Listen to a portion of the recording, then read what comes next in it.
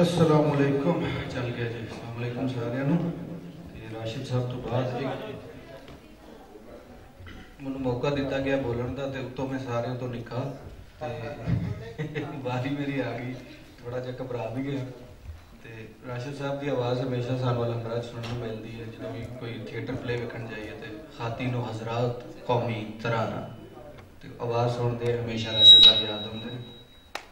तो अज जनाब इश्क की नवी नवी बहार अपना थोड़ा जहा तारुफ करावगा, क्योंकि है ही इन्ना को है। अली उस्मान बाजवा मेरा नाम है, पंजाबी मैं थोड़ी बहुत कहानी लिखना, तो रेडियो तो फिल्म ना मेरा थोड़ा जहा ताल्लुक है, ब्रॉडकास्टर फिल्मा शिल्मा बनाना। तो अज अहमद रजा साहब ने मौका दिता है कि इतने मैं मॉडरेटर बन जावा, लेकिन माइक जो मैं मौका नहीं दे रहा बोलन का, इस करके मैं जो सब तो पहले अगे बढ़ना तो अपने जोड़े मेहमान ने उन्होंने तारुफ कराना। जनाब साढ़े नाल मोहम्मद मसूद खालिद साहब ने, बुल्ले शाह दा वहदतुल वजूद, ये पंजाबी किताब इन्हों की जी ज़ेरे तबाह, तो उर्दू की किताब है बाबा फरीद का फलसफा इंसान। उस तो अलावा एक 7 किताबों का सैट है कलोनियलिज्म के हवाले नाल, उहदे जो 4 आ रही ने बकाया जड़ियाँ आ रही हैं। साढ़े नाल अज ने जनाब हसनैन भट्टी होरी, पंजाब के सारे जिन्हें भी सूफी है ने, सूफी बाबे उन्होंने का काम है। राह मदीना इन्हों की भी किताब है। फिर परवीन मलिक साहब है साढ़े नाल, किसी तारुफ का मुहताज नहीं ने। वो निके निके दुख की जाना मैं कौन, कसियां दा पानी इन्हों की किताबों का नाम है। पंजाबी अदब के नाम तो रसाला भी लियांदियां ने, तो 17 इम्तियाज जिवें कि राशिद साहब ने कहा।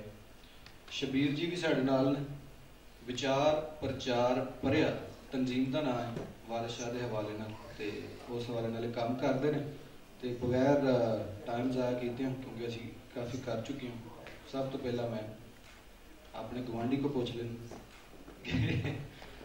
मसूद खालिद साहब को पूछ लेना। इश्क की नवी नवी बहार, एक बहार है कि अज सारे असीं इकट्ठे होए, एक बहार तो भी है इश्क की। तुसीं किवें वेखदे हो इश्क की नवी नवी बहार? बुल्ले शाह का इश्क की है?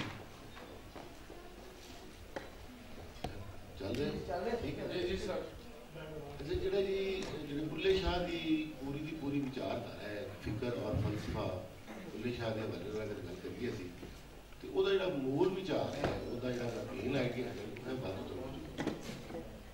अच्छा, वादतुल वजूद जो है ना जी, वो जो मदरसी या किताबी या सरकारी किस्म के मतलब है ना, उस है ने 2 किस्म उस वादतुल वजूद। एक उन्होंने मजहबी अकीदे के तौर पर देखा जाता है वादतुल वजूद, जोड़ा कि उसका मुढ़ जो है जी वो हिंदुस्तान के इस धरती के उत्ते 5000 साल तो मौजूद है। यानी कि जो इतने ऋग्वेद पंजाब की धरती लिखी नहीं जा रही थी, बल्कि बनाई जा रही थी। मुख्तलिफ लोगों ने सोकत और मंडल वो लिखे, और ऋग्वेद जी है वो इस धरती के उत्ते बल्कि पूरी दुनिया के उत्ते जी पहली किताब समझी जाती है। वो इस जी पंजाब की धरती उत्ते लिखी गई है, वो कोई किसी एक बंदे की नहीं लिखी, बल्कि वो एक समूह चिंतन है, जिन्हों कि तुम कह सकते जी कि इज्तमाही शऊर का एक नतीजे के तौर पर हुई है। अच्छा, वो वादतुल वजूद जो है ना जी, उस ऋग्वेद तो वो चलिया, तो बू अली सिंधी ने उन्होंने अरबी तर्जमे करके तो उत्थे अरब पहुँचाया, तो उतों फिर इब्ने अरबी ने उन्होंने वादतुल वजूद को पूरी विचारधारा बनाई है, तो वो वापस हिंदुस्तान में मोड़ दिता, बल्कि पूरी मुस्लिम दुनिया में मोड़ दिता। एक वादतुल वजूद तो है जोड़ा कि मजहबी अकीदे के तौर पर बने।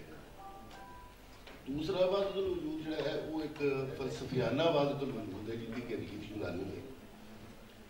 उस यूनानी रीत के अंदर जो वादतुल वजूद है वो एक फलसफियाना है कि दुनिया जी है ना, इसका कारण एक ही है, यानी कि सारी दुनिया एको ही चीज़ तो बनी हुई है, चाहे वो इंसान है, चाहे वो फिक्र है, माता है, या जी भी चीज़ा ने वो सारा।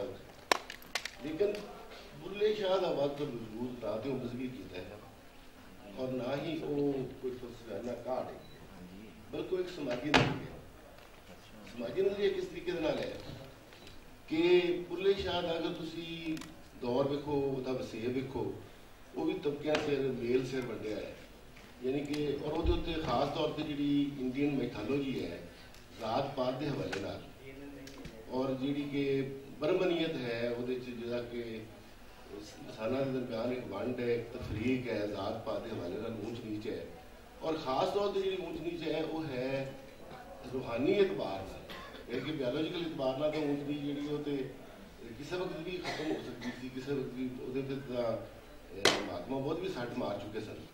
लेकिन जी रूहानी ऊंच नीच है कि कुछ लोग जोड़े ने वो रूहानी तौर पर दूसरे नाल बरतर ने, और कुछ लोग जोड़े ने जी वो घटिया ने, यानी कि कीड़े मकोड़े ने। इस तरह की इस हिंदुस्तान की धरती के अंदर जी मुसलमान भी आए तो उन्होंने भी अपनी सारी जी वसेब थी वो भी जात पात के हवाले की, ये भी जात पात के हवाले नाल कुछ पाक जाता है, कुछ पवित्र जाता के हवाले मौजूद सन। लेकिन जब है ये बात तो वजूद जो बुल्ले का है, इन्होंने दसिया कि वड़ अंदर वेखो केड़ा है, मतलब है कि सब दे विच अगर रब की जात है, सब दे विच अगर हर इंसान के अंदर चाहे वो औरत है मर्द है किसी किस्म की तफरीक जी है, जो किस अगर किसी शूदर के भी रब की जात है तो मतलब है रूहानी तौर पर किसी ब्रह्मन तो बरतरी हासिल नहीं होती, बल्कि रब का तो ज्यादा पाक तो पवित्र शायद है कोई नहीं। इस बात का वजूद जो बुल्ले शाह का एक समाजी नजरिए का बात वजूद है, वो दरअसल आम लुकाई जी है उस एक हथियार फराहम करता है जोड़ा कि जात पात के खिलाफ और उचाई और नीच के खिलाफ, यानी कि रूहानी बरतरी के खिलाफ लड़के तमाम इंसानों की जी बराबरी है वो करता है। अच्छा जी जरा तसव्वुफ है बुनियादी तौर पर जो वादुल वजूद तसव्वुफ का भी बुनियादी नुकता है, क्योंकि लुकाई की गल होती है और कोई सूफी उदों तक सूफी नहीं करवा सकता जो तक वो वादुल वजूद का कायल ना हो, इंसानों की ना सिर्फ जिस्मानी बराबरी बायोलॉजिकल बराबरी बल्कि रूहानी बराबरी का भी जो जिक्र कायल ना हो, और कुल लुकाई की बराबरी जी है वो हर किस्म की कायल हो, उतों वो गल शुरू हुई। अच्छा ये क्योंकि लुकाई के पक्ष वाले होंदा है ते इस बात वजूद दे जिहड़ा कि मदरसी बात वजूद सी वो हैगा सी एक खास तबके की सपोर्ट करता भी ये जिहड़ा ने जी बादशाह जो करने ये भी क्योंकि असीं हैं तो मिट्टी भी हुई है, पूजा भी हुई, पूजा कर भी हुई है, तो इस वास्ते इन्हों की हर गल जी जो काबले माफी। लेकिन जो बुल्ले शाह का वादुल वजूद है वो एक समाजी नजरिया है और आम लुकाई लोक प्रेमी समाजी नजरिया है जोड़ा कि इन्हों के खिलाफ जोड़े कि उन्होंने घटिया समझते सन और जोड़े कि बरतरी का शिकार सन उन्होंने खिलाफ लड़न वास्ते एक हथियार है बुल्ले शाह का वादुल। इस वास्ते इसमें कहने की एक समाजी नजरिया है और तसव्वुफ की भी बुनियादी गल यानी कि जोड़े भी लोक पक्षी नजरिए ने शरीयत के मुकाबले यानी कि आम लुकाई के जोड़े नजरिए सन वो चाहे तसव्वुफ है चाहे वेदांत सी उन्होंने इसनूं अपनाया है।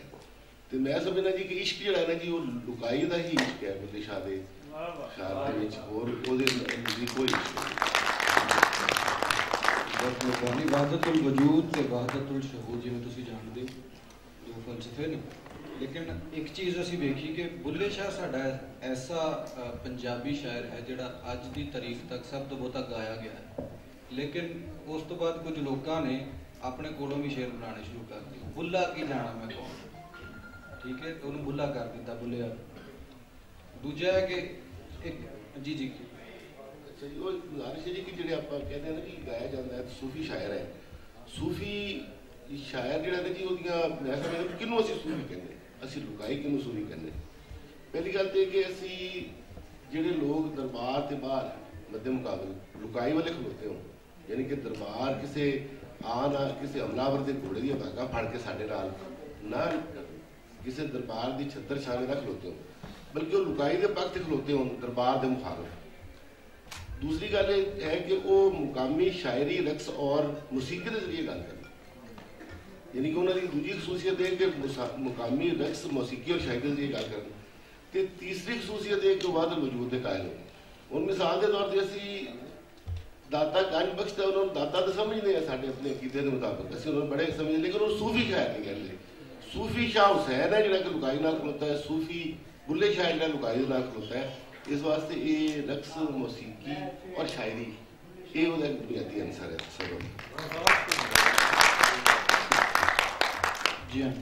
अच्छा एक गल होर आखी जाती है कि जो बुल्ले शाह ना होंदा तो बड़े जो बैंड्स भी ना होंदे, ठीक है, जिन्हें पॉप सिंगर ने बैंड्स ने वो सब तो पहला बुल्ला गाते हैं, चार छापा छले पा के ते वो अपनी दुकान ला के अगे वध जाते हैं।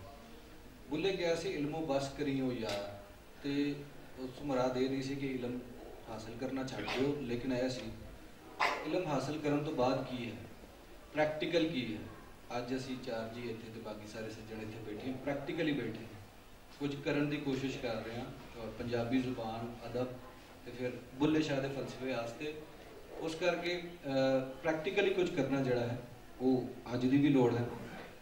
ਪ੍ਰਵੀਨ ਮਲਿਕ ਸਾਹਿਬਾ ਕੋਲੋਂ ਸਵਾਲ ਕਰਦੇ ਹਾਂ ਤੇ ਪੁੱਛਦੇ ਹਾਂ ਕਿ ਬੁੱਲੇ ਸ਼ਾਹ ਨੇ ਜਿਵੇਂ ਕਿ ਇਹਨਾਂ ਨੇ ਕਿਹਾ ਕਿ ਦਰਬਾਰ ਦੇ ਖਿਲਾਫ ਜਾਂ ਜ਼ੁਲਮ ਦੇ ਖਿਲਾਫ ਤੇ ਲੁਕਾਈ ਦੀ ਗੱਲ ਕਰਨਾ, ਅੱਜ ਦਾ ਜਿਹੜਾ ਜ਼ੁਲਮ ਹੈ, ਫਿਰ ਕੈਟੇਗਰਾਈਜੇਸ਼ਨ ਅੰਗਰੇਜ਼ੀ ਬੋਲਣ ਵਾਲਾ ਪਹਿਲੇ ਤੇ ਦੂਜਾ ਉਰਦੂ ਬੋਲਣ ਵਾਲਾ ਹੈ ਤੇ ਤੀਜੇ ਤੇ ਕਿਤੇ ਬਾਕੀ ਸਾਰੀਆਂ ਜ਼ੁਬਾਨਾਂ ਆ ਗਈਆਂ ਨੇ। ਇਹ ਜਿਹੜੀ ਵੰਡ ਹੈ ਮੁਆਸ਼ਰੇ ਦੇ ਵਿੱਚ, ਬੁੱਲੇ ਸ਼ਾਹ ਦਾ ਜਿਹੜਾ ਵੀ ਨਜ਼ਰੀਆ ਸੀ ਅੱਜ ਉਹਨੂੰ ਤੁਸੀਂ ਕਿਵੇਂ ਵੇਖਦੇ ਅੱਜ ਦੇ ਪੰਜਾਬ ਵਿੱਚ?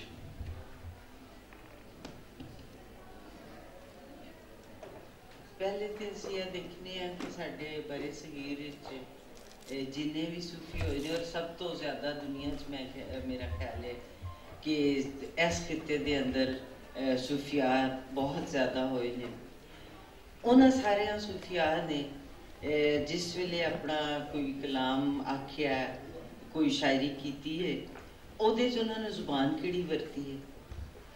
ਇਹ ਤੁਸੀਂ ਖੈਬਰ ਤੋਂ ਲੈ ਕੇ ਤੇ ਕਰਾਚੀ ਤੱਕ ਚਲੇ ਜਾਓ, ਤੁਹਾਨੂੰ ਹਮੇਸ਼ਾ ਸੂਫੀ ਸ਼ਾਇਰ ਮਕਾਮੀ ਜ਼ੁਬਾਨ ਵਿੱਚ ਗੱਲ ਕਰਦਾ ਨਜ਼ਰ ਹੀ ਆਏਗਾ। ਉਹਦੀ ਵਜ੍ਹਾ ਹੈ ਕਿ ਉਹ ਲੋਕਾਈ ਨਾਲ ਮੁਖਾਤਬ ਹੁੰਦਾ ਹੈ, ਉਹ ਲੋਕਾਈ ਦੇ ਨਾਲ ਰਲ ਕੇ ਲੋਕਾਈ ਦੇ ਦਿਲ ਦੀ ਗੱਲ ਕਰਨਾ ਚਾਹ ਰਿਹਾ ਹੁੰਦਾ ਹੈ, ਸੋ ਉਹ ਲੋਕਾਈ ਦੀ ਜ਼ੁਬਾਨ ਹੀ ਵਰਤਦਾ ਹੈ, ਭਾਵੇਂ ਉਹ ਕਿੰਨਾ ਵੀ ਆਲਮ ਹੋਵੇ, ਕਿੰਨੇ ਇਲਮ ਉਹਦੇ ਕੋਲ ਹੋਣ। ਤੇ ਬੁੱਲੇ ਸ਼ਾਹ ਵੀ ਉਹਨਾਂ ਵਿੱਚੋਂ ਇੱਕ ਸਨ जिन्हों ने लोकाई की जुबान वरती है, लोकाई की जुबान शायरी की है, तो अपने वसेब के मसाइल जोड़े उस वेले सियासी तौर पर, समाजी तौर पर, रूहानी तौर पर उस वसेब न मसाइल का सामना सी, उन्होंने सारियां ते गल की है। बुल्ले शाह समेत सारे साडे सूफी वादतुल वजूद के कायल ने और इसे फलसफे नूं मनण वाले ने। इस फलसफे का सब तो बड़ा नाम जिहड़ा है इब्ने अरबी का है। इब्ने अरबी का आखना सी कि जिस वेले रब ने कुन का लफ्ज हुक्म दिता ते क्या वह मादे नूं दिता सी कि जिहड़ियां मादी कुवतां सन उन्हां नूं कहा सी कि हो जाओ? नहीं, उन्हां दा ख्याल सी कि उन्हां ने रब ने अपनियां सिफतां नूं हुक्म दिता सी कि हो जाओ। सो ओदियां रब दियां सारियां सिफतां एक जगह इकट्ठियां हो गई, तो वो जिथे इकट्ठियां हुई जिस वजूद वो इंसान सी। ते उस तो इलावा धरती का जिन्नी भी चीज़ां है ने उन्हां विच रब दा परतो नज़र आता है, रब दा परछावां नज़र आता है। उन्हां दा यह भी कहना सी कि मैं अगर मेरे हाथ च फड़िया कलम है, इनू मैं बन दियां तो हर टोटे च खुदा होएगा, जे उन्होंने टोटिया निक्के निक्के टोटे कर दिया फिर भी हर टोटे च खुदा होएगा, ते जे बिल्कुल पी दिया तो हर जरे च खुदा होएगा। जदों इहो जिहा मुर्शद होवे या उस मुर्शद तो गल अगे टुरी आंदी होवे ते इहदा मतलब है कि लोकाई तक पहुंचे ही पहुंचे जरूर। बुल्ले शाह ने जिन्होंने मुर्शद चुनिया अपने सफ़र के दौरान, अपने रूहानी सफ़र के दौरान, वो सन शाह इनायत कादरी। शाह इनायत कादरी बहुत पढ़े लिखे बुजुर्ग सन, बहुत सारे इल्मां दे जाणू सन। उन्होंने वेदंत नूं भी जाणू सन, उन्होंने भगती का भी मुतालिया कीता सी, ते ओ वादतुल वजूद का भी उन्होंने इल्म है सी। इन्हां सारिया इल्मां विचों उन्होंने जड़ियां चंगियां चंगियां गल्लां या जड़ियां इंसान दे फायदे दियां गल्लां सन, इंसान नूं फायदा पहुंचाने वालियां गल्लां सन। फायदा तो मुराद है नहीं कि इंसान उन्हां गल्लां ते अमल करके ते लखपति करोड़पति हो जाता है, इंसान दे अंदर जिहड़ी ताकत हुंदी है उहदी गल कर रही हां। सो वो सारियां चुन के ते उन्होंने एक अपनी जिंदगी का बनाया सी नस्बुलैन कह लो या सारा अपने इल्म का जो जोड़ है सी। जदों बुल्ले शाह उन्होंने जाणू होए ते बुल्ले शाह ने उन्होंने तालीमात नूं सुनिया परखिया जांचिया ते समझो कि बुल्ले शाह दी अपनी जात जिहड़ी ओह बिल्कुल एक जिन्हों काया कलप कहंदे ना, काया कलप हो गई, उन्हों दी काया ही बदल गई, उन्हों दे ख्याल ही बदल गए, उन्हों दी सोचां ही बदल गईयां। ਉਹ ਮੁਰਸ਼ਦ ਦਾ ਅਕਸ ਇੱਕ ਤਰ੍ਹਾਂ ਹੋ ਗਿਆ, ਲੇਕਿਨ ਅਕਸ ਜਿਹੜਾ ਉਹ ਹੁੰਦਾ ਬੇਜਾਨ ਹੁੰਦਾ, ਪਰ ਇੱਥੇ ਅਕਸ ਜਾਨਦਾਰ ਸੀ, ਉਹਦੀਆਂ ਆਪਣੇ ਅੰਦਰ ਜਿਹੜੀ ਕੁਵਤ ਸੀ, ਜਿਹੜੀ ਤਾਕਤ ਸੀ, ਜਿਹੜੀ ਸ਼ਕਤੀ ਸੀ, ਉਹਨੇ ਜਦੋਂ ਉਹਦੇ ਨਾਲ ਰਲਾਇਆ ਸ਼ਾਹ ਇਨਾਇਤ ਕਾਦਰੀ ਦੀਆਂ ਸੋਚਾਂ ਦੇ ਨਾਲ, ਤੇ ਫਿਰ ਬੁੱਲੇ ਸ਼ਾਹ ਸਾਡੇ ਸਾਹਮਣੇ ਆਉਂਦਾ ਹੈ।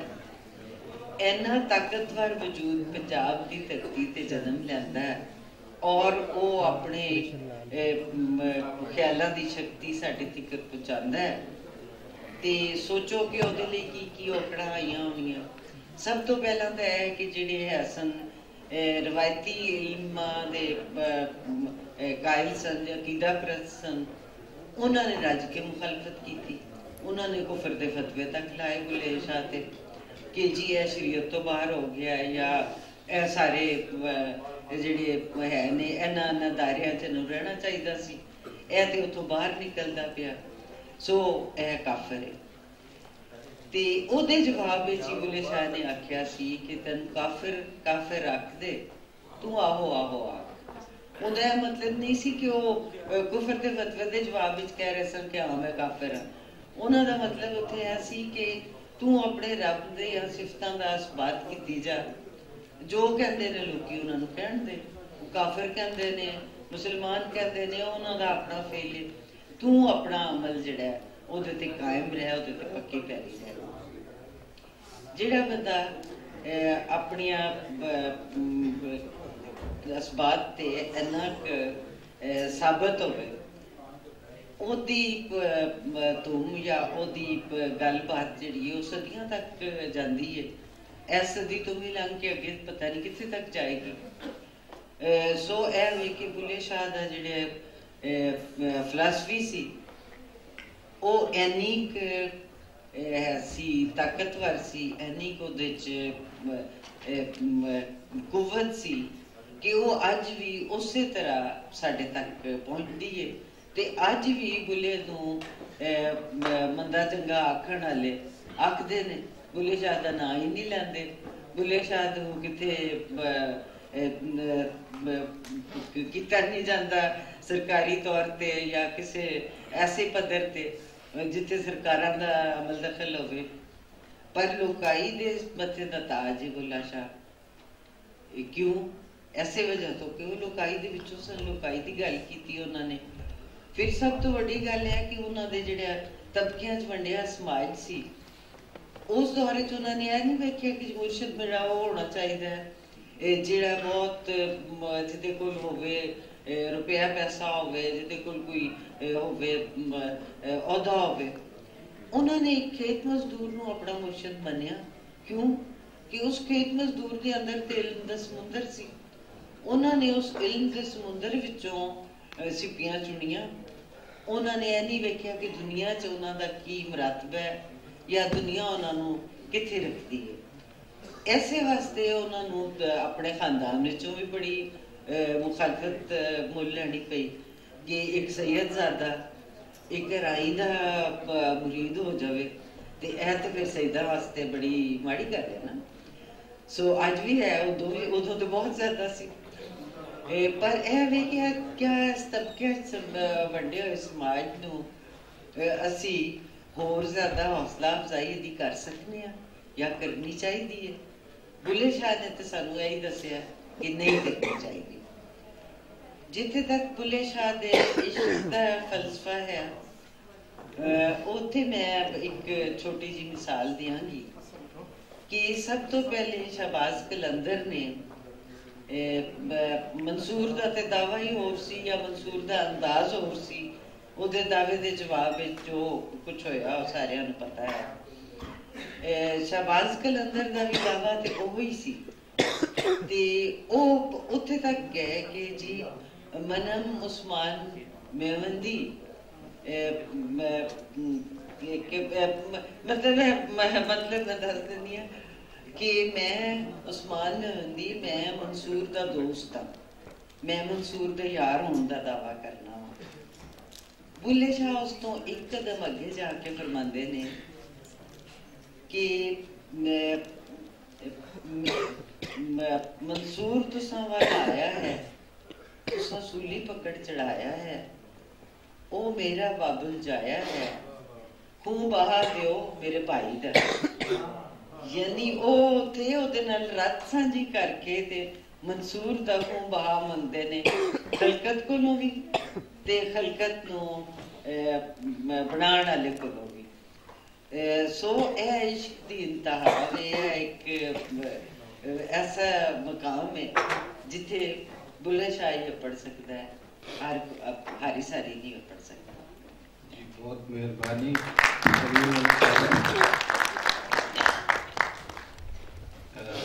साढ़े नाल हसनैन पट्टी साहब भी बैठे ते जिमें कि उन्होंने बारे मैं तुहानूं दस्सिया कि तकरीबन सारे सूफी शायरां ते उन्होंने काम किया है, लेकिन इन्हों को सवाल यह है कि बुल्ला बुल्ला क्यों है? बुल्ले सानू ऐसी केड़ी कुंजी दी है जिस करके असी बुल्ले नूं बहुत मनाने हैं, बुल्ले दे गीत गाने हैं? क्योंकि वहदतुल वजूद की गल बाकी सूफी शायरां भी की, उन्हां दा भी अपना मुकाम है, उन्हां भी लुकाई की गल की, अनल हक का नारा पहला भी लगा, लेकिन बुल्ले ने ऐसी केड़ी कुंजी दी है? थोड़ी जी रहनुमाई करिया जी। जी बुल्ले शाह साहब की बहुत सारिया गल्लां हो रही ने, मैं भी इस बारे गल करांगा कि अपने दौर के और साढ़े भी इस दौर के बहुत बड़ा फिलासफर, अजीम शायर, मैं बुल्ले शाह साहब नूं इसलिए अजीम आखना वा, उन्हों का फलसफा तो है ही है, असल जो धरती नाल जुड़े हुए, वो धरती की है पंजाब, दर खुला हशर अजाब का बुरा हाल होया पंजाब का, जो अपनी अपनी पै गई धी मां नूं लुट के लै गई। तो जिहड़ा बुल्ले शाह साहब का पंजाब सी, शाह साहब ने उहदी गल कीती, किहदे च कीती? पंजाबी च कीती। लिहाजा बुल्ले शाह मज़ाहमत का नुमाइंदा है। अज भी पंजाब ते पंजाबी नूं जिस गल की लोड़ है होवे मज़ाहमत, ते मैं बुल्ले शाह साहब नूं मज़ाहमत के हवाले नाल एक अजीम शायर करार देंगा कि उन्होंने कसूर की गल होवे या आम लुकाई की गल होवे, रस्मो रिवाज की गल होवे, उन्हें कारी जरब लाई सी उस निज़ाम के उत्ते, उस रसूमो रिवाज के उत्ते, और एक मज़ाहमत की अलामत बन के सामने आए। और अज भी पंजाब की तकसीम की या वंडी की जी गल हो रही है और पंजाबी जुबान के हवाले नाल जी गल की जाती है, उन्हें पिछे सुटिया जाता है। तुसां क्या अंग्रेजी पहले नंबर पर, उर्दू दूसरे ते, पंजाबी तीसरे ते, उहदे विच भी अगर किसी शय की सानू लोड़ है और बुल्ला अगर बुल्ला है तो वह बुल्ला धरती नाल जुड़िया है, वो धरती पंजाब है, उस धरती की जुबान पंजाबी है। तो बुल्ले शाह साहब उहदे च गल कर रहे हैं। देखो कसूर के हवाले नाल जदों गल करते हैं, वो कहते हैं कसूर बेदस्तूर, उत्थे जाना बनया जरूर, ना कोई पुण्य ना कोई दान है, ना कोई लाग दस्तूर। देखो 1692 तो लैके 1785 का सफर है बाबा बुल्ले शाह साहब का, वो अपने दौर दे विच कसूर बेदस्तूर नूं दस्तूर देने की गल करते हैं। अज भी साडी धरती नूं किस चीज़ की लोड़ है? दस्तूर की, आइन की, पासदारी की, अमलदारी की। जिहदा दिल करता है नैब बना लेंदा है, जिहदा दिल करता है नैब नूं तरोड़ दिंदा है। तो गल इस अमल की है कि बुल्ले शाह साहब ने जी मज़ाहमत की और जिहड़ा उन्हें अपना मज़ाहमती अदब पेश किया, जिहदी वजह तो बुल्ला ने वो कसूर बेदस्तूर, कसर कसूर नाम है, उत्थे मुंह न सकन बोल, उत्थे सच्चे गर्दन मारिए, उत्थे झूठे करन कलोल। मतलब यह है कि झूठिया की हुकूमत है। तो बुल्ले शाह साहब वो खिलाफ गल कर रहे हैं, कह रहे हैं मैं उत्थे जरूर जाना है, मैनू मत रोको, मैं वो खिलाफ मज़ाहमत करनी, एक मज़ाहमत का दर्स दे रहे हैं। लेकिन ये नाल नाल वो समाज नूं एक निज़ाम देंदियां जो गल करते हैं, कभी वो आलमा की धौन जिहड़ा पाया जाने वाला सरिया उसकी गल करते हैं, कहते हैं इल्मों बस करियो यार, इल्म ना आवे विच शुमार, इको अलफ तेरे दरकार।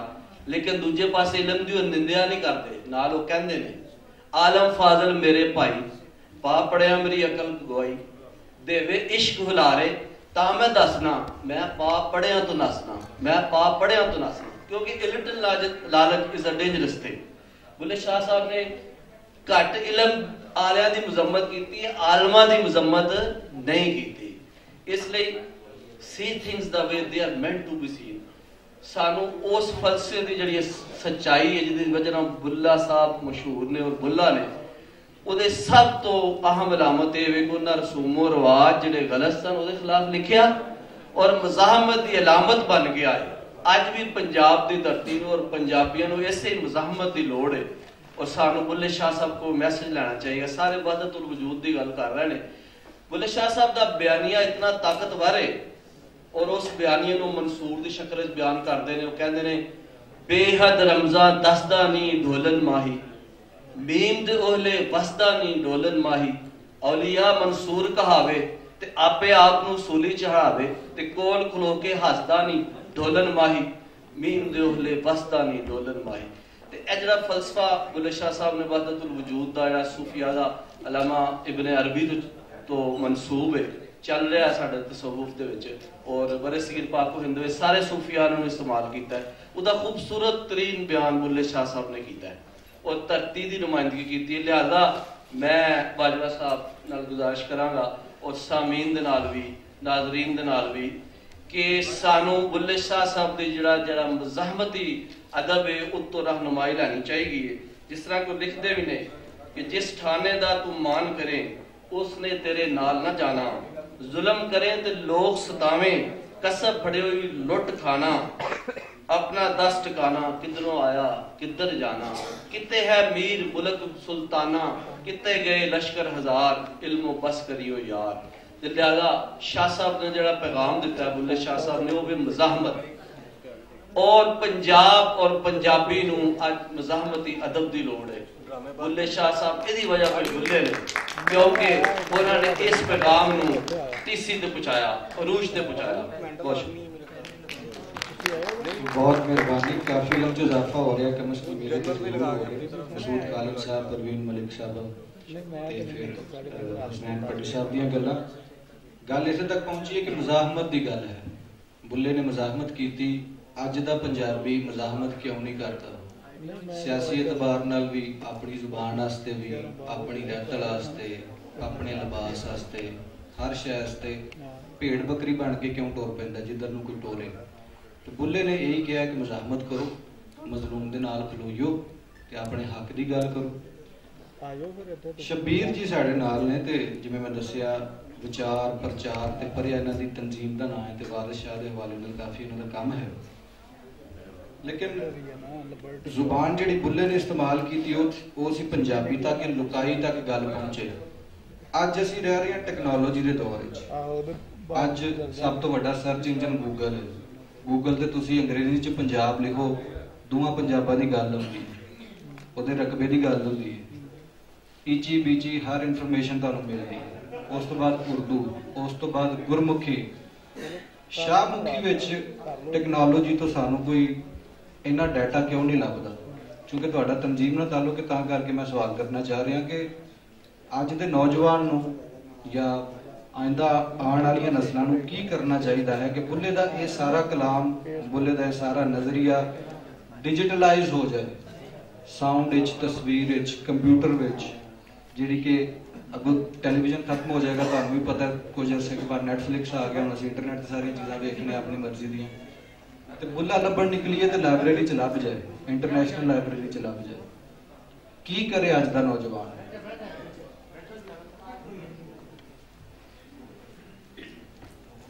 मेरा ये ख्याल है कि अज का नौजवान उही करना पड़ेगा जो बुल्ले शाह ने किया।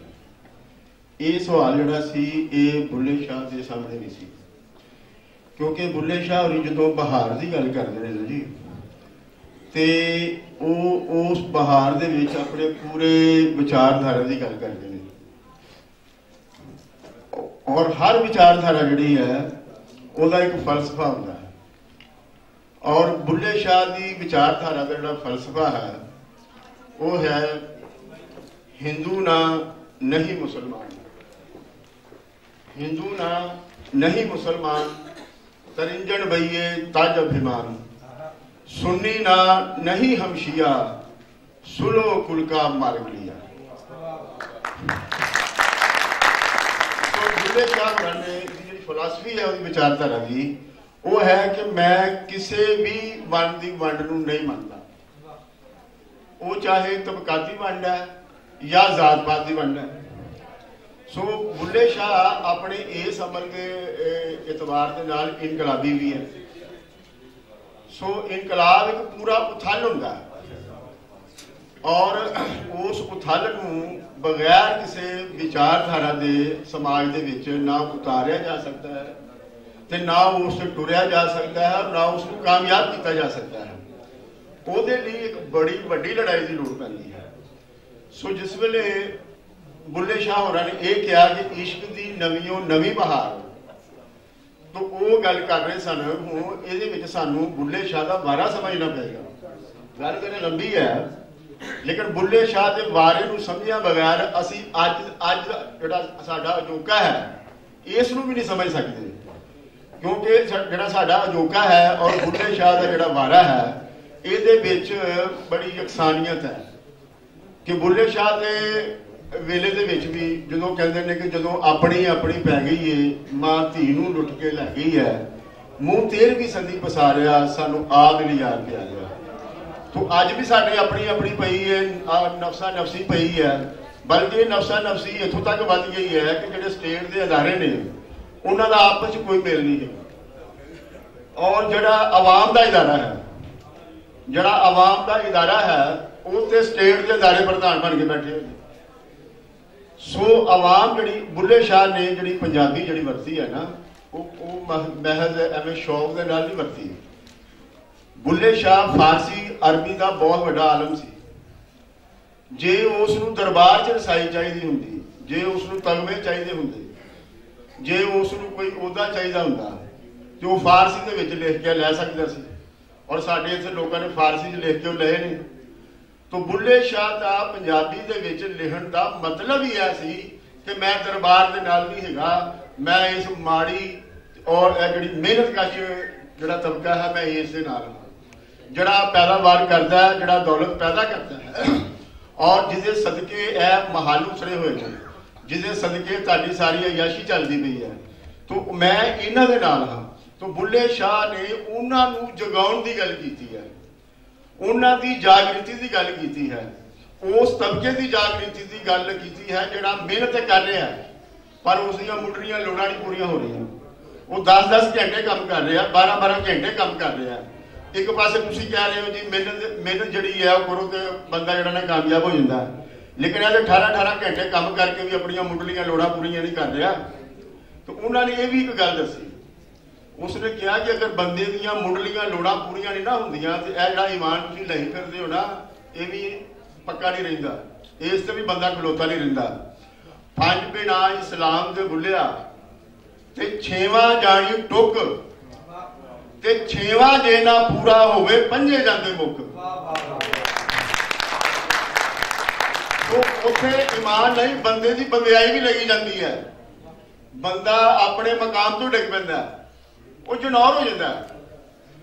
सो बंदे का कुछ करैक्टर है, बंदा अगर तुम उस करैक्टर को बाहर करके देखो तो जानवर है, ये खांदा पींदा भी है, ये अपनी बका लई दूसरे उत्ते हमले भी कर दिंदा है। लेकिन बंदे की खूबी की है, बंदे की खूबी है वे कि वो सिर्फ अपने बारे नहीं, वो दूजे के बारे सोचता है, वो अपने अज के बारे नहीं, वो अपने आने वाले कल के बारे भी सोचता है। सो सब तो पहली गल बंदे नूं बंदा बनाउंदी है, और बंदा ये बनेगा तो फिर समाज भी बंदियां वाला बन जाएगा। जे ये बंदा ही नहीं बनया तो फिर समाज किवें बंदियां वाला बनेगा। तो उन्होंने कहा कि जब मैं सबक इश्क का पढ़िया मस्जिद कोलों जूड़ा डरिया। ये जूड़ा क्यों डर गया ਉਹਦਾ? वो हाला खुद जिहड़ा ਉਹਦੀ अपनी फैमिली है, मजहबी फैमिली सी, प्यो का मुफ्ती सी, उन्होंने रोजी रोटी ही इस मसीह तो चलती पई सी। लेकिन उसने इस वास्ते डरिया जो उन्हें इश्क का सबक पढ़िया, उस सबक दे विच लोकां दे नाल प्यार सी, लोकां दे नाल मुहब्बत सी, अपना वजूद समाजी सी। हुण मस्जिद दे विच वंड पै रही है, ਕਿਸੇ ਨੂੰ ਮੋਮਨ ਬਣਾਇਆ ਜਾ ਰਿਹਾ, ਕਿਸੇ ਨੂੰ ਕਾਫਰ ਬਣਾਇਆ ਜਾ ਰਿਹਾ, ਕਿਸੇ ਨੂੰ ਉੱਚਾ ਬਣਾਇਆ ਜਾ ਰਿਹਾ, ਕਿਸੇ ਨੂੰ ਨੀਵਾਂ ਬਣਾਇਆ ਜਾ ਰਿਹਾ। ਤੋ ਇਹ ਗੱਲਾਂ ਜਿਹੜੀਆਂ ਨੇ ਇਹ ਬੰਦੇ ਨਾ ਹੋਣ ਦੀਆਂ ਗੱਲਾਂ ਨੇ, ਬੰਦੇ ਨੂੰ ਨਾ ਮੰਨਣ ਦੀਆਂ ਗੱਲਾਂ ਨੇ। ਇੱਕ ਪਾਸੇ ਇਹ ਕਹਾਣੀ ਸੁਣਾਈ ਜਾ ਰਹੀ ਹੈ ਜੀ, ਇਹ ਜਿਹੜਾ ਅਜ਼ਾਜ਼ੀਲ ਹੈ ਇਹ ਬੜਾ ਇਬਾਦਤਗੁਜ਼ਾਰ ਸੀ, ਪਰ ਬੰਦੇ ਨੂੰ ਨਾ ਮੰਨਣ ਦੇ ਕਾਰਨ ਇਹਦੀ ਇਬਾਦਤ ਰੱਦੀ ਗਈ। ਤੋ ਇਬਾਦਤ ਜਿਹੜੀ ਹੈ ਉਹਦਾ ਤਅਲਕ ਅਗਰ ਬੰਦੇ ਦੇ ਨਾਲ ਨਹੀਂ ਹੈ ਤੇ ਉਹ ਵੀ ਕਿਸੇ ਕੰਮ ਦੀ ਨਹੀਂ, ਉਹ ਵੀ ਕਿਸੇ ਕਾਰ ਦੀ ਨਹੀਂ ਹੈ। ਸੋ ਇਬਾਦਤ ਜਿਹੜੀ ਹੈ ਇਸ ਨੂੰ ਵੀ ਬੁੱਲੇ ਸ਼ਾਹ ਜਿਹੜਾ ਹੈ ਉਹ ਸੋਸ਼ਲਾਈਜ਼ ਕਰਦਾ ਹੈ, ਉਹਨੂੰ ਸਮਾਜ ਦੇ ਨਾਲ ਜੋੜਦਾ ਹੈ। ਤੇ ਜੇ ਉਹ ਸਮਾਜ ਦੇ ਨਾਲ ਨਹੀਂ ਜੁੜਦੀ ਤੇ ਫਿਰ ਉਹ ਜਿਹੜਾ ਉਹਦਾ ਬੰਦਾ ਹੋਣਾ ਹੈ ਉਹ ਬਿਲਕੁਲ ਅਕਾਰਨ ਜਾਂਦਾ ਹੈ। ਸੋ ਬੁੱਲੇ ਸ਼ਾਹ ਜਦੋਂ ਬਹਾਰ ਦੀ ਗੱਲ ਕਰਦਾ ਹੈ ਤੇ ਉਹ ਅਸਲ ਦੇ ਵਿੱਚ ਜਿਹੜਾ ਹਰਕਤ ਦਾ ਕਾਨੂੰਨ ਹੈ ਐਵੋਲੂਸ਼ਨ ਦਾ, ਉਸ ਨੂੰ ਬਿਆਨ ਕਰਦਾ ਹੈ। ਬੁੱਲੇ ਸ਼ਾਹ ਦੀ ਵਿਚਾਰਧਾਰਾ ਦਾ ਇਹ ਦੂਜਾ ਪੱਖ ਹੈ ਕਿ ਉਹ ਐਵੋਲੂਸ਼ਨ ਤੇ ਯਕੀਨ ਰੱਖਦਾ ਹੈ, ਇਰਤਕਾ ਤੇ ਯਕੀਨ ਰੱਖਦਾ ਹੈ।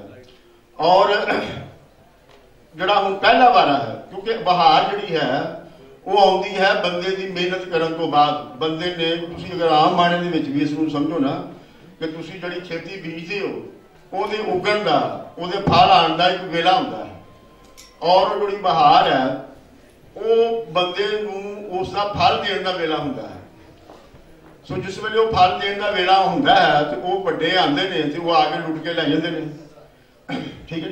ਇਸੇ ਤਰ੍ਹਾਂ ਬੁੱਲੇ ਸ਼ਾਹ ਦਾ ਜਿਹੜਾ ਵਾਰਾ ਹੈ ਉਹਦੇ ਵਿੱਚ ਅੰਗਰੇਜ਼ ਜਿਹੜੇ ਨੇ ਉਹ ਹਿੰਦੁਸਤਾਨ ਦੇ ਅੰਦਰ ਵਾਰ ਆਏ ਨੇ ਇੱਕ ਨਵੇਂ ਮੀਨਸ ਆਫ ਪ੍ਰੋਡਕਸ਼ਨ ਦੇ ਨਾਲ। ਇੱਕ ਇੰਡਸਟਰੀਅਲ ਰੈਵੋਲੂਸ਼ਨ ਉਹਨਾਂ ਦੇ ਆਪਣੇ ਮੁਲਕ 'ਚ ਹੋ ਚੁੱਕਿਆ ਹੈ। ਤਾਂ ਬੁੱਲੇ ਸ਼ਾਹ ਦਾ ਜਿਹੜਾ ਵਾਰਾ ਹੈ ਇਹ 1680 ਤੇ 1757 ਦਾ ਹੈ। ਇਸ ਔਰ ਅੰਗਰੇਜ਼ਾਂ ਨੇ 1757 ਦੇ ਵਿੱਚ ਜਿਹੜਾ ਹੈ ਉਹ ਬੰਗਾਲ ਤੇ ਜਿਹੜਾ ਸੀ ਬਹਾਰ ਸੀ ਉਹ ਨੱਥ ਲਿਆਇਆ ਸੀ, ਉਹ ਆ ਚੁੱਕੇ ਸਨ ਇੱਥੇ। ਔਰ ਜਿਹੜੀਆਂ ਮਕਾਮੀ ਤਾਕਤਾਂ ਨੇ, ਮੁਗਲ ਸਲਤਨਤ ਜਿਹੜੀ ਉਹ ਕਮਜ਼ੋਰ ਹੋ ਰਹੀ ਸੀ, ਮਕਾਮੀ ਤਾਕਤਾਂ ਜਿਹੜੀਆਂ ਨੇ ਉਹ ਸਿਰ ਚੁੱਕ ਰਹੀਆਂ ਸਨ। ਸੋ ਇੱਥੇ ਜਿਹੜੀ ਨਾ ਬੜੀ ਭਾਜੜ ਪਈ ਹੋਈ ਸੀ। ਉਸ ਭਾਜੜ ਦਾ ਜਿਹੜਾ ਜ਼ਿਕਰ ਹੈ ਉਹ ਬੁੱਲੇ ਸ਼ਾਹ ਦੀ ਸ਼ਾਇਰੀ ਦੇ ਵਿੱਚ ਵੀ ਸਾਨੂੰ ਨਜ਼ਰ ਆਉਂਦਾ ਤੇ ਵਾਰਿਸ ਸ਼ਾਹ ਦੀ ਸ਼ਾਇਰੀ ਦੇ ਵਿੱਚ ਵੀ ਨਜ਼ਰ ਆਉਂਦਾ ਹੈ। ਔਰ ਇਕੱਲੀ ਬਹਾਰ ਦੀ ਗੱਲ ਜਿਹੜੀ ਹੈ ਬੁੱਲੇ ਸ਼ਾਹ ਨਹੀਂ ਕਰਦਾ, ਵਾਰਿਸ ਸ਼ਾਹ ਵੀ ਕਰਦਾ ਹੈ। ਹੁਕਮ ਮੰਨ ਕੇ ਸੱਜਣਾ ਪਿਆਰਿਆਂ ਦਾ ਕਿੱਸਾ ਅਜਬ ਬਹਾਰ ਦਾ ਜੋੜਿਆ ਹੈ। ਸੋ ਉਹ ਜਿਹੜੀ ਬਹਾਰ ਦੀ ਗੱਲ ਕਰ ਰਹੇ ਨੇ ਉਹ ਲੋਕਾਂ ਦੇ ਵਿੱਚ ਜਿਹੜੀ ਨਵੀਂ ਆਉਣ ਵਾਲੀ ਜਾਗਰਤ ਹੈ ਉਸ ਜਾਗਰਤ ਦੀ ਗੱਲ ਕਰਦੇ ਪਏ ਨੇ। ਔਰ ਇਸ ਜਾਗਰਤ ਦੇ ਵਿੱਚ ਉਹਨਾਂ ਦਾ ਆਪਣਾ ਵੀ ਜਿਹੜਾ ਫਲਸਫਾ ਬਦਲਿਆ ਹੈ, ਚੇਂਜ ਹੋਇਆ ਹੈ। ਜਦ ਮੈਂ ਰਮਜ਼ ਇਸ਼ਕ ਦੀ ਪਾਈ ਮੈਨਾ ਤੋਤਾ ਮਾਰ ਗਵਾਈ, ਅੰਦਰ ਬਾਹਰ ਹੋਈ ਸਫਾਈ ਜਿਤ ਵੱਲ ਵੇਖਾਂ ਯਾਰੋ ਯਾਰ। ਸੋ ਇਹ ਜਿਹੜੀ ਅੰਦਰ ਬਾਹਰ ਸਫਾਈ ਹੋਣੀ ਹੈ ਨਾ, ਇਹ ਅਸਲ ਗੱਲ ਹੈ ਕਿ ਉਸ ਨੇ ਆਪਣੇ ਅੰਦਰ ਨੂੰ ਆਪਣੇ ਬਾਹਰ ਦੇ ਨਾਲ ਜੋੜਿਆ ਹੈ। ਯਾਨੀ ਕਿ ਉਹ ਮੁਨਾਫਕਤ ਦਾ ਕਾਇਲ ਨਹੀਂ ਗਾ। ਜਦ ਕਿ ਦੂਜੇ ਪਾਸੇ ਜਿਹੜਾ ਹੈ ਉਹ ਪ੍ਰਚਾਰ ਦੀ ਗੱਲ ਤੇ ਹੁੰਦੀ ਹੈ ਪਰ ਅਮਲ ਦੀ ਗੱਲ ਨਹੀਂ ਹੁੰਦੀ। ਅਮਲ ਦੇ ਵਿੱਚ ਜਿਹੜਾ ਬੰਦਾ ਹੈ ਉਸ ਨੂੰ ਨਿੰਦਿਆ ਜਾਂਦਾ ਹੈ। ਇੱਕ ਪਾਸੇ ਕਿਹਾ ਜਾਂਦਾ ਸਾਰੇ ਇਨਸਾਨ ਬਰਾਬਰ ਨੇ, ਦੂਜੇ ਪਾਸੇ ਕਿਹਾ ਜਾਂਦਾ ਹੈ ਮੋਚੀ ਹੈ, ਤੇਲੀ ਹੈ, ਨਾਈ ਹੈ। ਸੋ ਜਿਹੜੀ ਉਹਨੂੰ ਅੰਦਰੋਂ ਬਾਹਰੋਂ ਨਹੀਂ ਮੰਨਦੇ ਪਏ। ਬੁੱਲੇ ਸ਼ਾਹ ਜਿਹੜਾ ਹੈ ਉਸ ਨੂੰ ਅੰਦਰੋਂ ਬਾਹਰੋਂ ਮੰਨਣ ਦੀ ਗੱਲ ਕਰਦਾ ਹੈ, ਉਹ ਇੱਕ ਹੋਣ ਦੀ ਗੱਲ ਕਰਦਾ ਹੈ। ਸੋ ਜਿਸ ਵੇਲੇ ਬੰਦਾ ਇੱਕ ਹੋ ਜਾਂਦਾ ਹੈ ਤਾਂ ਉਹਦੇ ਅੰਦਰ એનર્ਜੀ ਆ ਜਾਂਦੀ ਹੈ, ਉਹਦੇ ਅੰਦਰ ਤਾਕਤ ਆ ਜਾਂਦੀ ਹੈ। ਉਹ ਅਸਲ ਜਿਹੜੀ ਤਾਕਤ ਹੈ ਉਹ ਸੱਚ ਦੀ ਹੈ। ਉਸ ਸੱਚ ਦੀ ਉਸਨੇ ਗੱਲ ਕੀਤੀ ਕਿ ਸੱਚ ਆਖਾਂ ਤੇ ਗੱਲ ਪੈਂਦੇ ਨੇ, ਫਿਰ ਸੱਚੇ ਪਾਸ ਨਾਲ ਬਹਿੰਦੇ ਨੇ। ਤੋ ਸੱਚ ਮਿੱਠਾ ਆਸ਼ਿਕ ਪਿਆਰੇ ਨੂੰ। ਸੋ ਜਿਹੜਾ ਆਸ਼ਿਕ ਹੈ ਉਹ ਸੱਚ ਨੂੰ ਆਪਣੀ ਤਾਕਤ ਬਣਾਉਂਦਾ ਹੈ। ਔਰ ਸੱਚ ਜਿਸ ਵੇਲੇ ਉਹ ਪੁਰਾਣੇ ਪੈਰਾਡੌਕਸ ਨੂੰ ਤੋੜਦਾ ਹੈ। ਅੱਛਾ, ਹੁਣ ਜਿਹੜਾ ਸੱਚ ਹੈ ਜਿਸ ਦਾ ਬੁੱਲੇ ਸ਼ਾਹ ਨੇ ਇੰਨਾ ਪ੍ਰਚਾਰ ਕੀਤਾ ਕਿ ਸੱਚ ਆਖਾਂ ਤੇ ਭਾਂਬੜ ਮੱਚਦਾ ਹੈ, ਝੂਠ ਆਖਾਂ ਤੇ ਕੁਝ ਬਚਦਾ ਹੈ, ਰਹਿ ਕੇ ਜੀਭਾ ਕਹਿੰਦੀ ਹੈ, ਮੂੰਹ ਆਈ ਬਾਤ ਨਾ ਰਹਿੰਦੀ ਹੈ। ਹਰ ਬੰਦਾ ਕਹਿੰਦਾ ਕਿ ਜਿਹੜੀ ਗੱਲ ਮੈਂ ਕਰ ਰਿਹਾ ਉਹ ਸੱਚ ਹੈ। ਮੁਸਲਮਾਨ ਕਹਿ ਰਹੇ ਨੇ ਸਾਡਾ ਸੱਚ ਹੈ, ਹਿੰਦੂ ਕਹਿ ਰਹੇ ਨੇ ਅਸੀਂ ਸੱਚ ਬੋਲ ਰਹੇ ਹਾਂ, ਈਸਾਈ ਕਹਿ ਰਹੇ ਨੇ ਅਸੀਂ ਸੱਚ ਬੋਲ ਰਹੇ ਹਾਂ। ਕਿਆ ਸੱਚ ਦਾ ਕੋਈ ਐਸਾ ਪੈਮਾਨਾ ਵੀ ਹੈ ਜਿਹਦੇ ਉੱਤੇ ਨਾ ਸਾਰਿਆਂ ਨੂੰ ਪਰਖ ਲਿੱਤਾ ਜਾਏ? ਹਰ ਚੀਜ਼ ਦਾ ਕੋਈ ਨਾ ਕੋਈ ਪੈਮਾਨਾ ਤੇ ਹੈ ਨਾ, ਤੇ ਕੀ ਸੱਚ ਦਾ ਵੀ ਕੋਈ ਪੈਮਾਨਾ ਹੈ? ਤਾਂ ਸਿਆਣਿਆਂ ਨੇ, ਸੂਝਵਾਨਾਂ ਨੇ ਸੱਚ ਦਾ ਵੀ ਇੱਕ ਪੈਮਾਨਾ ਬਣਾਇਆ ਹੈ। ਔਰ ਉਹ ਸੱਚ ਦਾ ਪੈਮਾਨਾ ਹੈ, ਪਹਿਲਾਂ ਉਹਨਾਂ ਨੇ ਜਿਹੜੀ ਉਹਦਾ ਗੁਣ ਗਣਾਇਆ ਉਹ ਹੈ ਕਿ ਸੱਚੀ ਗੱਲ ਉਹ ਹੈ ਜਿਹੜੀ ਸਮਝ ਦੇ ਵਿੱਚ ਆ ਜਾਂਦੀ। ਹੁਣ ਜਿਸ ਗੱਲ ਦੀ ਮੈਨੂੰ ਸਮਝ ਹੀ ਨਹੀਂ, ਮੈਂ ਤੁਹਾਡੇ ਕੋਲ ਮਤਲਬ ਪੁੱਛਾਂ, ਤੁਸੀਂ ਕਹੋ ਜੀ ਇਹਦਾ ਮਤਲਬ ਅੱਲਾ ਤੇ ਉਹਦਾ ਰਸੂਲ ਹੀ ਜਾਣਦੇ ਨੇ। ਹੁਣ ਜਿਹੜੀ ਗੱਲ ਦਾ ਮੈਨੂੰ ਪਤਾ ਨਹੀਂ ਉਹ ਕਿਵੇਂ ਸੱਚ ਹੋ ਸਕਦੀ ਹੈ? ਦੂਸਰੀ ਗੱਲ ਉਹਨਾਂ ਨੇ ਕੀਤੀ ਕਿ ਜਿਹੜੀ ਦੂਸਰਿਆਂ ਨੂੰ ਵੀ ਸਮਝਾਈ ਜਾ ਸਕੇ ਬਈ ਇਹ ਗੱਲ ਜਿਹੜੀ ਹੈ ਤੇ ਆਵਾਮ ਦੀ ਸਮਝ ਆ ਹੀ ਨਹੀਂ ਸਕਦੀ। ਇੱਥੋਂ ਦੀ ਤੇ ਆਵਾਮ ਹੀ ਜਾਹਲ ਹੈ, ਤੇ ਜੇ ਇੱਥੋਂ ਦੀ ਆਵਾਮ ਜਾਹਲ ਹੈ ਤੇ ਫਿਰ ਤੁਸੀਂ ਇਨਕਲਾਬ ਕਿੱਥੇ ਬਰਪਾ ਕਰੋਗੇ? ਫਿਰ ਤਾਂ ਹੋ ਹੀ ਨਹੀਂ ਸਕਦਾ। ਤੁਸੀਂ ਤਾਂ ਪਹਿਲੀ ਪੌੜੀ ਤੇ ਡਿੱਗ ਪਏ ਹੋ। ਨਹੀਂ ਇਹ ਤੁਸੀਂ ਸਮਝ ਨਹੀਂ ਸਕਦੇ, ਤੁਸੀਂ ਇੱਥੋਂ ਦੇ ਸੱਚ ਨੂੰ ਪਹਿਚਾਣ ਨਹੀਂ ਸਕਦੇ, ਤੁਸੀਂ ਇੱਥੋਂ ਦੇ ਲੋਕਾਂ ਨੂੰ ਨਹੀਂ ਪਹਿਚਾਣ ਸਕਦੇ। ਲੋਕਾਂ ਦੇ ਜ਼ਿਹਨ ਦੇ ਵਿੱਚ ਕਿਵੇਂ ਵੜਨਾ ਇਹ ਆਰ ਤੁਹਾਨੂੰ ਨਹੀਂ ਆਇਆ। ਸੋ ਉਹ ਹੈ ਕਿ ਗੱਲ ਸਮਝ ਵੀ ਆਵੇ ਤੇ ਸਮਝਾਈ ਵੀ ਜਾ ਸਕੇ। ਫਿਰ ਵੱਡੀ ਗੱਲ ਹੈਗੀ ਕਿ ਉਸ ਦੀ ਪਰਖ ਪੜਚੋਲ ਹੋ ਸਕੇ। ਜਿਹੜੀ ਤੁਸੀਂ ਗੱਲ ਕਰ ਸਕਦੇ ਹੋ ਉਸ ਦੀ ਪਰਖ ਪੜਚੋਲ ਵੀ ਹੋ ਸਕੇ। ਫਿਰ ਹੈਗਾ ਕਿ ਉਸ ਤੇ ਸਵਾਲ ਹੋ ਸਕੇ, ਉਸ ਤੇ ਤਨਕੀਦ ਹੋ ਸਕੇ। ਫਿਰ ਹੈ ਕਿ ਉਸ ਦਾ ਰਿਕਾਰਡ ਹੋਵੇ। ਇਹ 5 ਗੁਣ ਨੇ ਜਿਹੜੇ ਕਿ ਜਦੋਂ ਅਸੀਂ ਕਿਸੇ ਵੀ ਚੀਜ਼ ਨੂੰ ਪਰਖਣ ਦੀ ਵੱਲ ਜਾਂਦੇ ਹਾਂ। ਹੁਣ ਉਹਦੇ ਰਸਤੇ ਦੇ ਵਿੱਚ ਜਦੋਂ ਰੁਕਾਵਟ ਆਉਂਦੀ ਹੈ ਉਦੋਂ ਉਹ ਕਹਿੰਦਾ ਇਲਮੋ ਬਸ ਕਰੀ ਹੋ ਯਾਰ, ਪੜ੍ਹ ਲਿਖ ਲਾਵੇਂ ਢੇਰ ਕਿਤਾਬਾਂ ਚਾਰ ਚੁਫੇਰ, ਗਿਰਦੇ ਚਾਨਣ ਵਿੱਚ ਹਨੇਰ, ਪੁੱਛੋ ਰਾਜ ਖਬਰ ਨਾ ਸਰ। ਲੋ ਜੀ ਉਹ ਸਾਰਾ ਇਲਮ ਹੀ ਜਿਹੜਾ ਨਾ ਸਾਡੀ ਕਿਤਾਬ 'ਚ ਆ ਗਿਆ। ਅੱਛਾ ਜੇ ਕਿਤਾਬ 'ਚ ਆ ਗਿਆ ਤੇ ਫਿਰ ਜਿਸ ਤਰ੍ਹਾਂ ਸਵਾਲ ਕਰ ਰਹੇ ਨੇ ਕਿ ਡਿਜੀਟਲ ਉਹਨੂੰ ਕਿਵੇਂ ਕੀਤਾ ਜਾ ਸਕਦਾ, ਉਹਨੂੰ ਮਹਿਫੂਜ਼ ਕਿਵੇਂ ਕੀਤਾ ਜਾ ਸਕਦਾ, ਦੱਸੋ ਇਹਦਾ ਤਰੀਕਾ। ਆਪਣੀ ਬੋਲੀ ਨੂੰ ਸਾਹਮਣੇ ਰੱਖ ਕੇ ਜਿਹੜੇ ਸਾਡੇ ਅੱਜ ਦੇ ਮਸਲੇ ਨੇ ਇਹ ਦੱਸੋ ਕਿਵੇਂ ਹੱਲ ਹੋ ਸਕਦੇ ਨੇ? ਇਹ ਨਹੀਂ ਹੋ। ਸੋ ਇਸ਼ਕ ਦੀ ਨਵੀਂ ਬਹਾਰ ਜਿਹੜੀ ਹੈ ਉਹ ਨਵੇਂ ਸੋਚਾਂ ਦੇ ਨਾਲ ਜੁੜਨ ਦੀ ਹੈ, ਨਵੇਂ ਮੀਨਸ ਆਫ ਪ੍ਰੋਡਕਸ਼ਨ ਦੇ ਨਾਲ ਜੁੜਨ ਦੀ ਹੈ।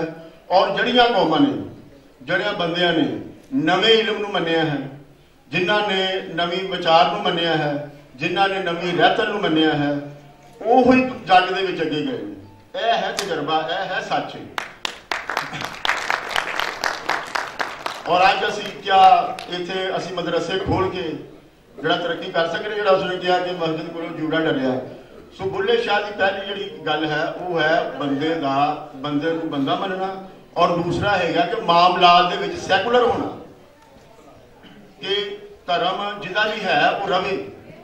ਬੁੱਲੇ ਸ਼ਾਹ ਨੇ ਕਿਸੇ ਧਰਮ ਦੀ ਨਿੰਦਿਆ ਨਹੀਂ ਕੀਤੀ। ਉਹਨਾਂ ਨੇ ਕਿਹਾ ਕਿ ਤੁਹਾਡੇ ਇਹਦੇ ਨਾਲ ਤੁਹਾਨੂੰ ਕੋਈ ਸਕੂਨ ਮਿਲਦਾ, ਤੁਹਾਡਾ ਇੱਕ ਰੂਹਾਨੀ ਮਸਲਾ ਹੈ ਤੇ ਤੁਸੀਂ ਇਹ ਕਰੋ।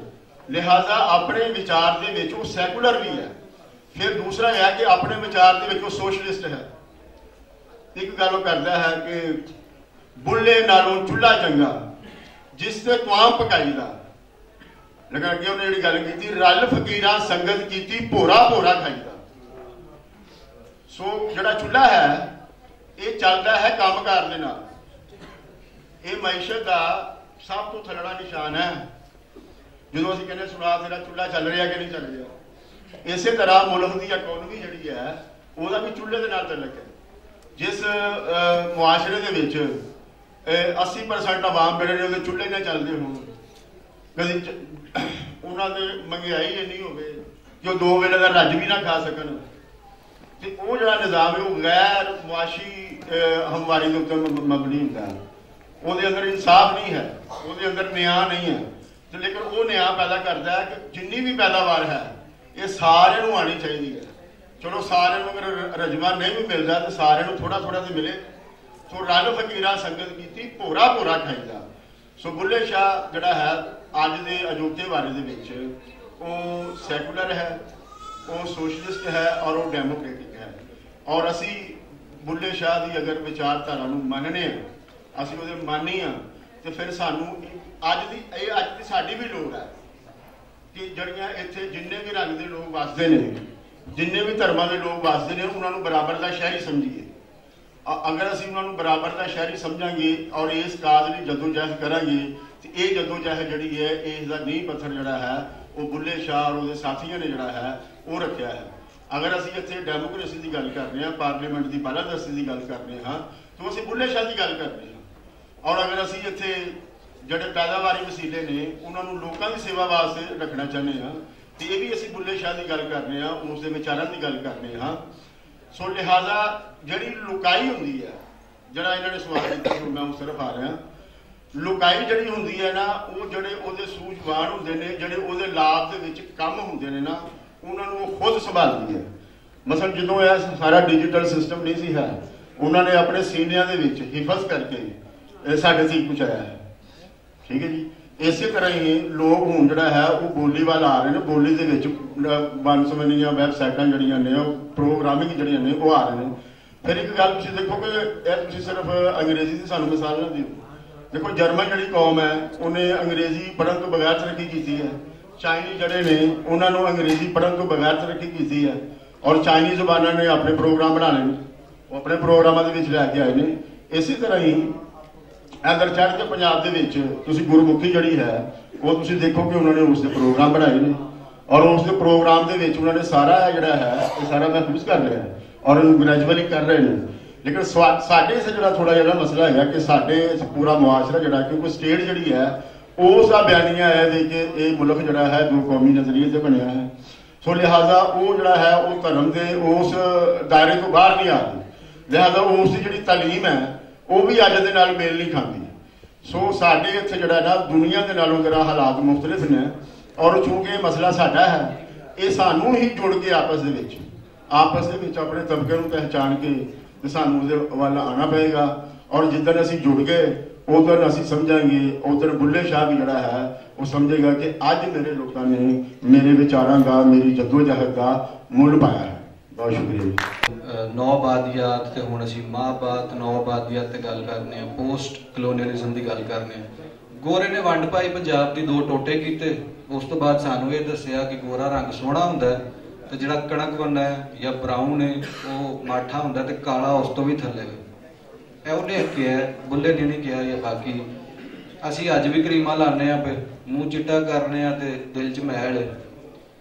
लेकिन दूजे पासे गोरा सानू ट्रेन भी दे के गया है, कुछ होर बथेरियां छावां दे के गया है, असीं वो भी नहीं सामभ सके। तो गल कित्थे आके खलोंदी है? क्या घाट सी पंजाबियां च, या गोरा वाकई ठीक सी? बुल्ले के तनाजर च जरा जिहा दसना, क्योंकि तुहाडा काम कलोनीअलिज्म के हवाले नाल है कि वंड ते पै गई, माजी नूं बदल नहीं सकते, फ्यूचर नूं बदल सकने या उहदे लई काम कर सकने, हुण की करना?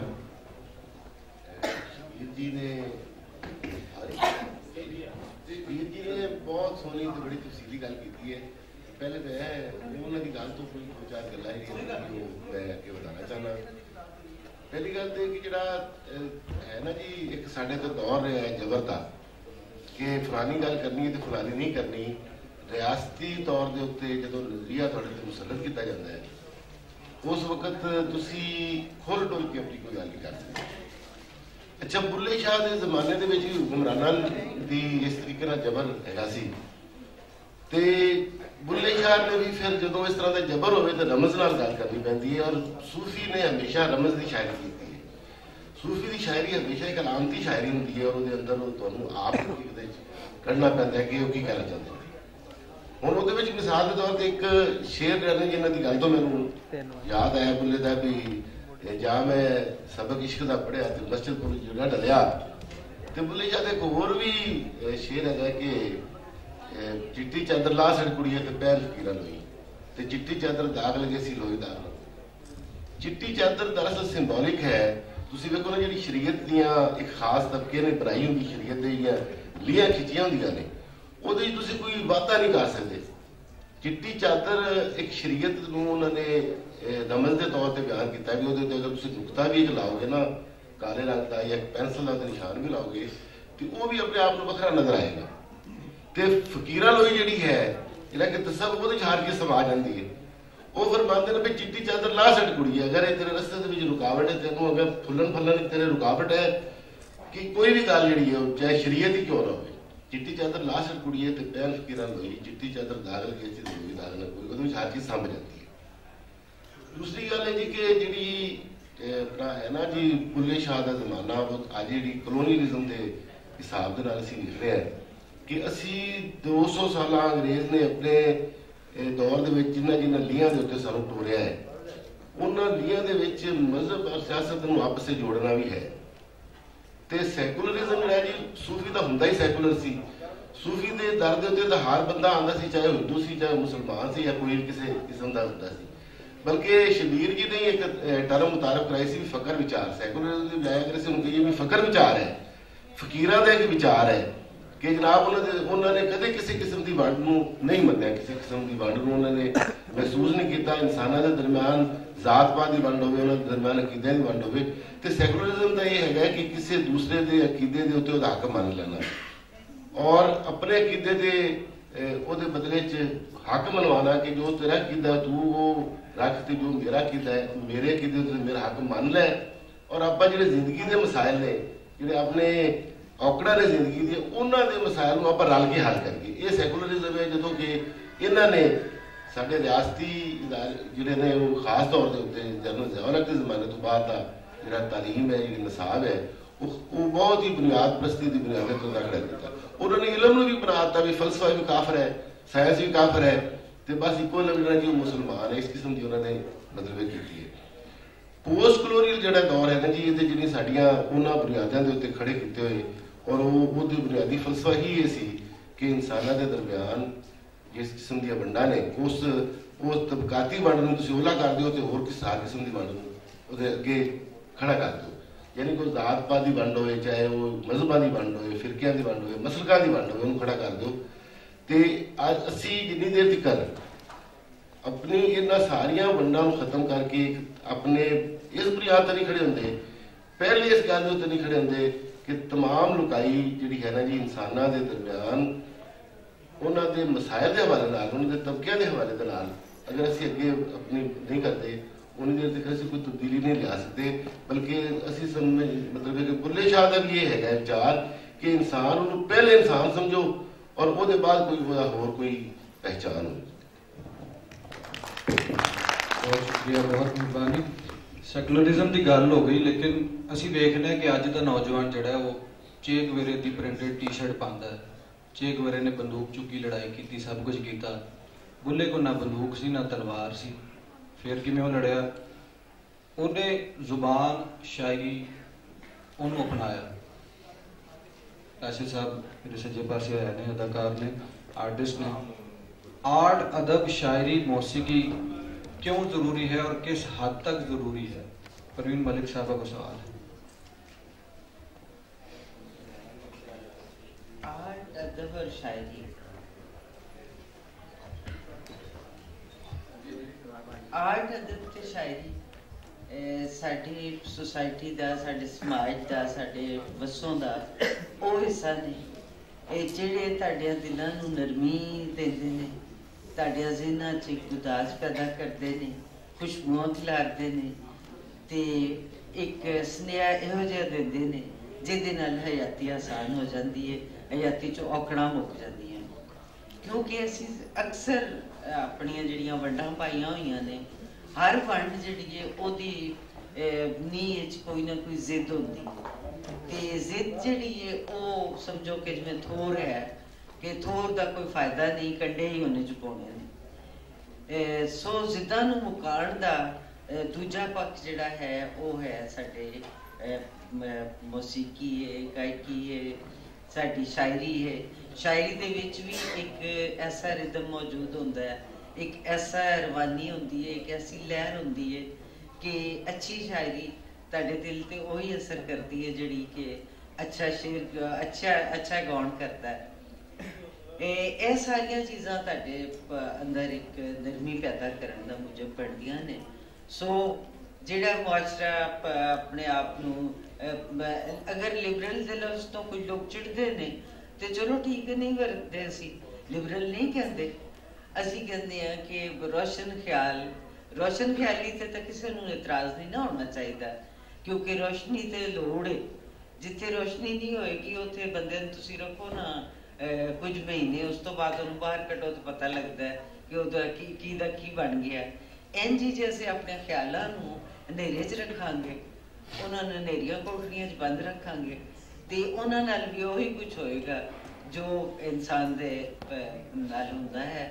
ਸੋ ਅਸੀਂ ਆਪਣੇ ਆਪ ਨੂੰ ਰੋਸ਼ਨ ਖਿਆਲ ਕਹਿ ਲੈਂਦੇ ਹਾਂ ਤੇ ਦੂਜਿਆਂ ਨੂੰ ਕੋਲੋਂ ਵੀ ਰੋਸ਼ਨ ਖਿਆਲੀ ਦੀ ਸਾਨੂੰ ਤਵੱਕੋ ਰੱਖਣੀ ਚਾਹੀਦੀ ਹੈ।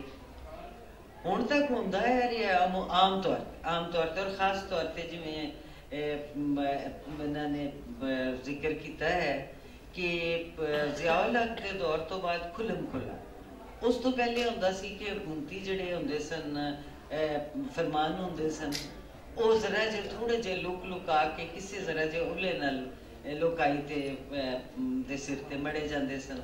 ਜ਼ਿਆਉਲ ਹਕ ਦੇ ਦੌਰ ਵਿੱਚ ਖੁੱਲਮ ਖੁੱਲਾ ਕਿ ਜੋ ਮੈਂ ਕਹਿਣਾ ਉਹ ਠੀਕ, ਜੋ ਤੁਸੀਂ ਸੋਚਦੇ ਹੋ ਗਲਤ, ਸੋ ਤੁਸੀਂ ਸੋਚੋ ਵੀ ਉਹੀ ਜੋ ਮੈਂ ਕਹਿਣਾ ਵਾ ਔਰ ਤੁਸੀਂ ਬੋਲੋ ਵੀ ਉਹੀ ਜੋ ਮੈਂ ਕਹਿਣਾ। ਇਹ ਬੜਾ ਖੁੱਲਮ ਖੁੱਲਾ ਲੋਕਾਂ ਤੇ ਮੁਸਲਤ ਕੀਤਾ ਗਿਆ। ਉਹਦਾ ਨਤੀਜਾ ਇਹ ਹੋਇਆ ਕਿ ਲੋਕਾਈ ਦੇ ਕੁਛ ਜਿਹੜੇ ਨੇ ਉਸ ਰੰਗ ਵਿੱਚ ਰੰਗੇ ਗਏ, ਕੁਛ ਜਿਹੜੇ ਨੇ ਉਹਨਾਂ ਨੇ ਉਹਦੇ ਉਲਟ ਸੋਚ ਕੇ ਤੇ ਉਹਦਾ ਹੱਲ ਸੋਚਿਆ।